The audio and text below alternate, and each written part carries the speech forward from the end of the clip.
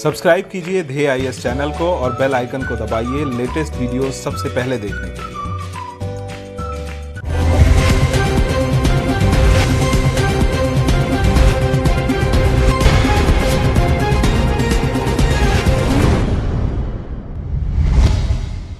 यूं तो 46वां G7 शिखर सम्मेलन का आयोजन इसी साल 10 जून से 12 जून तक होना था, लेकिन फिलहाल इस सम्मेलन को टाल दिया गया है।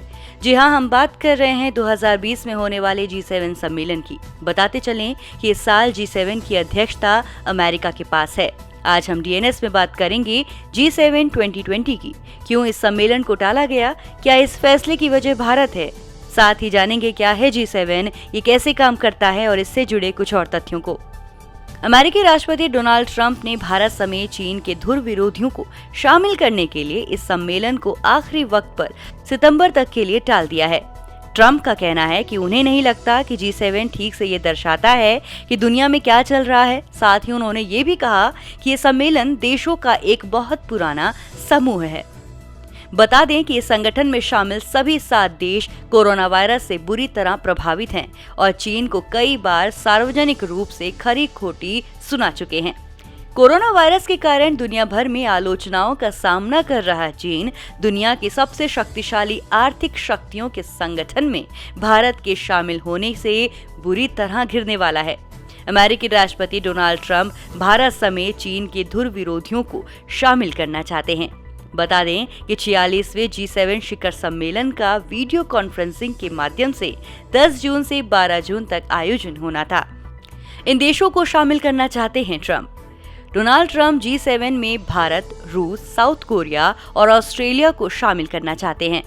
इन देशों का चीन के साथ संबंध अच्छे नहीं है। बता दें कि भारत के साथ जहां लद्दाख सीमा पर तनातनी चल रही है, वहीं ऑस्ट्रेलिया के साथ भी चीन के संबंध अच्छे नहीं हैं। चीन ने हाल ही में ऑस्ट्रेलिया से आयात होने वाले जौ और मांस पर प्रतिबंध लगाया है। चलिए एक नजर डालते हैं आखिर ये G7 सम्मेलन क्या है, कौन कौन से देश इसके सदस्य हैं, इसका गठन कब हुआ। G7 दुनिया की विकसित अर्थव्यवस्थाओं का एक समूह है। France, Germany, Italy, Britain, Japan, Canada और अमेरिका इसके सदस्य हैं। इसे ग्रुप ऑफ 7 यानी G7 कहा जाता है। औद्योगिक रूप से विकसित देशों को ये समूह खुद को कम्युनिटी ऑफ वैल्यूज यानी मूल्यों का आदर करने वाला समुदाय कहता है। आपको बता दें, मानवाधिकारों की सुरक्षा, स्वतंत्रता, लोकतंत्र, कानून का शासन, आर्थिक समृद्धि, निरंतर विकास इसके मुख्य सिद्धांत है। दुनिया की अर्थव्यवस्था की चाल व रफ्तार को निर्देशित करने में इसकी महत्वपूर्ण भूमिका मानी जाती है। वहीं दुनिया की कुल आबादी का जहां 10वां हिस्सा इन देशों में है, वहीं वैश्विक GDP में इन देशों की 40% भागीदारी है। 1970 के दशक में जब वैश्विक आर्थिक मंदी और तेल संकट बढ़ रहा था, तब फ्रांस के तत्कालीन राष्ट्रपति वैलेरी जिस्कोर d'Estaing ने G7 की आधारशिला रखी। 1975 में G7 का गठन हुआ, तब इसमें सिर्फ 6 संस्थापक देश थे और इसे G6 के नाम से जाना जाता था, जहां कनाडा इसमें शामिल नहीं था। ये सम्मेलन पहली बार 1975 में ही फ्रांस की राजधानी पेरिस के पास स्थित शहर रम्बोइले में हुआ था। वहीं 1976 में कनाडा को इस समूह में शामिल किया गया, तब जाकर इस समूह का नाम G7 रखा गया।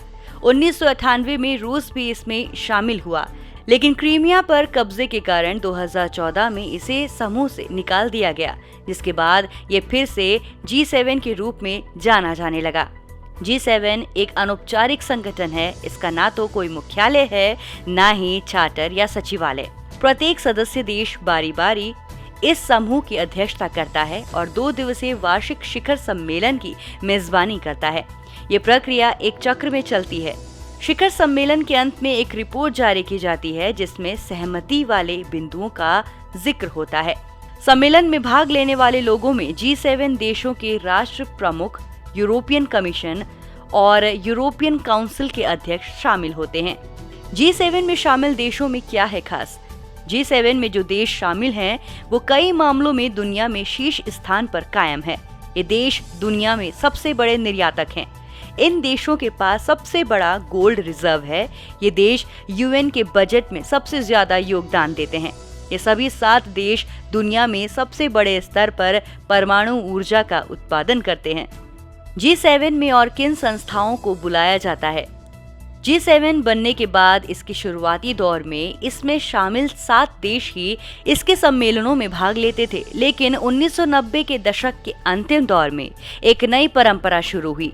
G7 के सम्मेलनों में कई अन्य संस्थाओं को भी बुलाया जाने लगा। इनमें अंतर्राष्ट्रीय मुद्रा कोष, विश्व बैंक, अंतर्राष्ट्रीय ऊर्जा agency, World Trade Organization, United Nations, African Union शामिल हैं। इसके अलावा G7 के सम्मेलनों में समय समय पर अन्य देशों को भी आमंत्रित किया जाता है, ऐसे देश जो आर्थिक रूप से प्रगति कर रहे हों। G7 की परंपरा रही है कि जिस देश में ये सम्मेलन आयोजित किया जाता है वही इसकी अध्यक्षता करता है। साथ ही मेजबान देश ही सम्मेलन में किन मुद्दों पर बात होगी इसका निर्धारण भी करता है। आपको बता दें, पिछले साल फ्रांस के राष्ट्रपति इमैनुअल मैक्रों ने प्रधानमंत्री नरेंद्र मोदी को G7 शिखर सम्मेलन के लिए आमंत्रित किया था। अमेरिका द्वारा G7 सम्मेलन को टालना और भारत समेत कई और देशों को आमंत्रित करने की बात करना इस ओर इशारा करता है कि चीन को घेरने के लिए अमेरिका गुट बना रहा है। G7 की बैठक में अमेरिका कोरोना वायरस और साउथ चाइना सी मुद्दों पर चीन के खिलाफ कड़े प्रतिबंधों के लिए अपने गुट को मजबूत करने की कोशिश कर रहा है।